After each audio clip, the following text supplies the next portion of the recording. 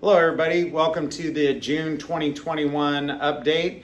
I wanted to start with some good news. Firefighter Curl's last day as firefighter was yesterday. Today he's accepted a temporary appointment to captain, and I expect that to turn into a permanent appointment to captain on July 1st with the retirement of Ken Beckman.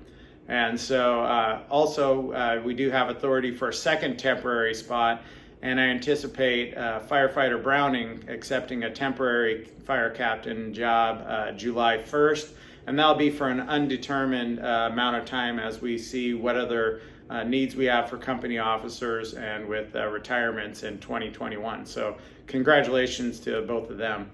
I also wanted to update everybody on the work with the Fire Advisory Task Force. As everybody knows, since I've got here, I've been working on looking at options for fire services for the city of Tukwila, to include partnering with some of our neighboring agencies. Now, we've started by talking to everybody possible that we're joining with, which was Fire District 2, Normandy Park, North Highline, and Burien, Puget Sound Regional Fire Authority, Renton Regional Fire Authority, and Skyway. At this time, Puget Sound and Renton are the two options that can provide full fire services by a contract or annexation into their existing RFAs. I know Fire District 2 is really busy on what they're doing up there. They're going to be changing their fire marshal's office over, and they're not as big as the other departments, so they wouldn't be a partnership at this time, and neither would Skyway for the same reasons.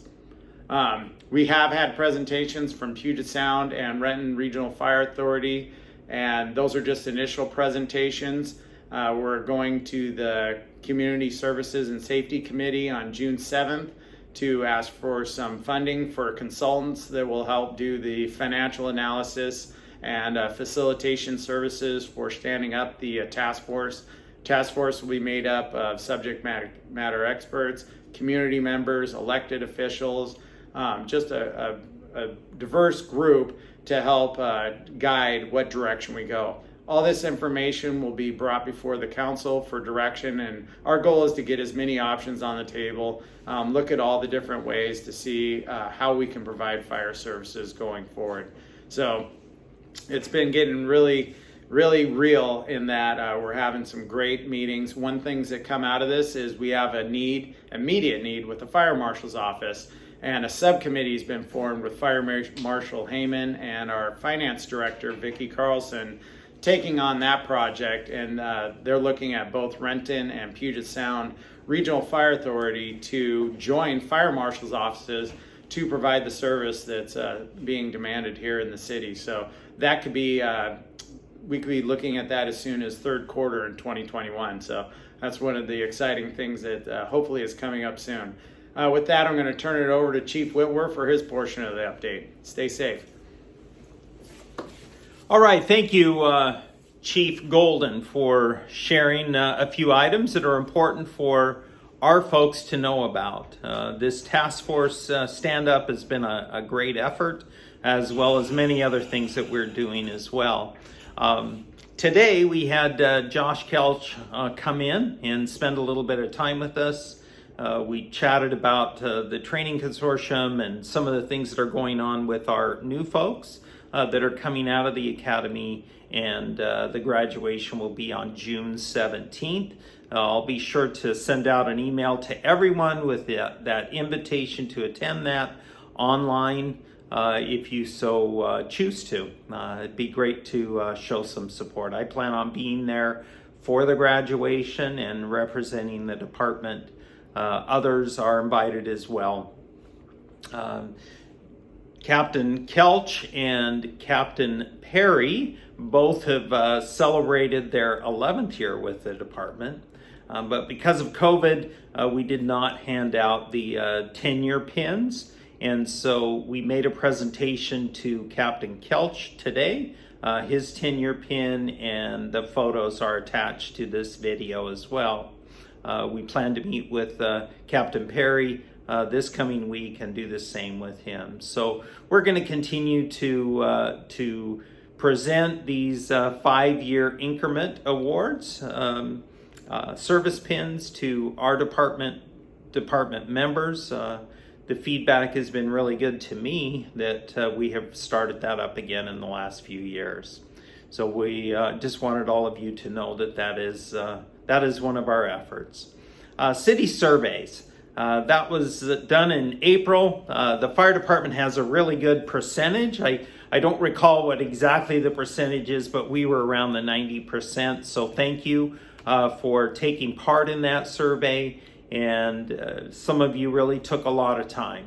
I've been able to read through all of the comments for fire, as well as many for other departments as well, to really get a good understanding of what these city surveys mean to our individual employees.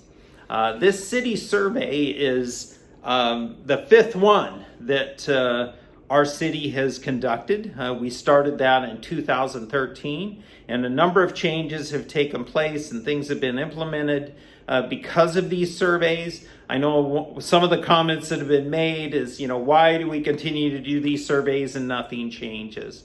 Well, there have been changes, and those things have been sent out to all of you. It may not be the changes that you think need to take place, but definitely changes are taking place because of the surveys. For us, and for me personally, I take these things serious and have read through a number of those concerns. First off, and I'm going to talk about a couple of them, the Lanteria employee evaluation process or software that we use is going away. That is no longer going to be used by our HR, and they are transitioning to a program called NeoGov. And NeoGov is a software system that our HR is using now for a number of their processes. So no promises that it's going to be any better, but it definitely is a change. Juan Padilla, our HR director, has told us that he's really happy with NeoGov and feels that that's going to be a better option for us to use. As a side note, he also told us that there'll be quite a cost savings in going to NeoGov because we already have that program versus what we have been paying for Lanteria. I don't know what those costs are. That was just his comment made to us. The real power comes from your daily interactions with each other, and that is so important here at the Tukwila Fire Department. Are those mentoring efforts that take place between the supervisor and those employees. So I want to encourage all of our supervisors here on the Tukwila Fire Department to continue to have those daily interactions with those that report to you and that you get the opportunity to work with, because that's where the real, rubber hits the road, is that's where the differences are made and the impacts that we receive.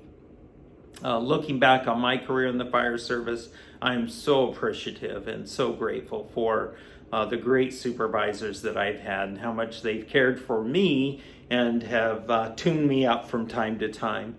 And I continue to get tuned up in a number of ways.